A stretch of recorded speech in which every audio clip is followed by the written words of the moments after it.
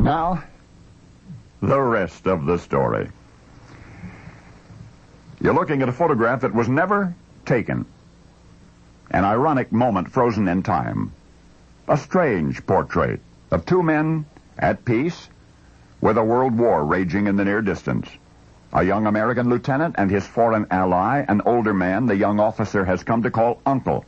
It is so quiet here in the hills that Lieutenant John and Uncle sometimes forget they have a common enemy somewhere.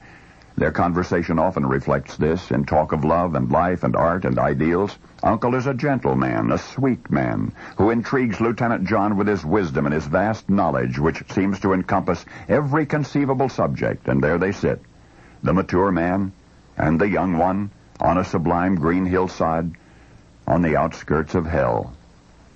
They have lived and worked together all of the months since Lieutenant John fell from the sky in the shadow of an OSS parachute.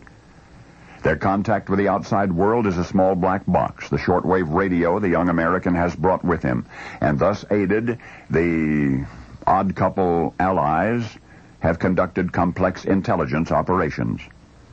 And yet what's fascinated the older man more than anything is a wonderful something called Americanism. Your Declaration of Independence, the elder gentleman would say. Now, how does it go again? And Lieutenant John would admit that he could never recall quite all of it, and practically none of it word for word, but it began something like this. All men are created equal. They're endowed by their Creator with certain unalienable rights. Among these are life, liberty, and the pursuit of happiness. And Uncle, brilliant, subtle-minded Uncle, would sit beside the young American friend in speechless awe of those simple words. That, said the older man, was what he wished for his own country someday.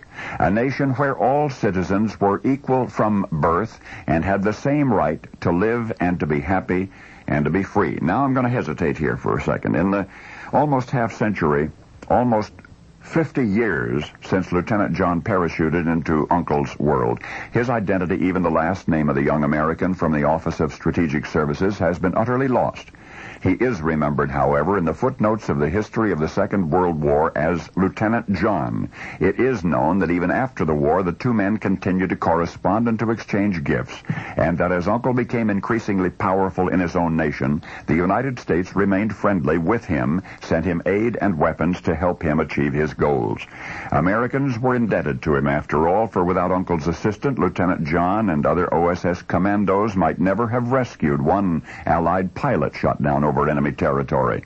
With the older man's help, however, 17 such were brought home, not to mention the innumerable Japanese battle plans uncovered and eventually undone by Uncle and Lieutenant John. And yes, when on September 2, 1945, Uncle proclaimed his country to be a free and democratic republic, he recited our Declaration of Independence. For the ally who worked and fought alongside Americans in World War II in the hills of Southeast Asia, soon thereafter was abandoned by them, eventually antagonized by them. For to American soldiers he one day ceased to be Uncle. Ho Chi Minh became instead their enemy in the most demoralizing war in American history. A conflict recalled tersely by the name of the very nation Ho sought to set free, Vietnam. Now you know the rest of the story.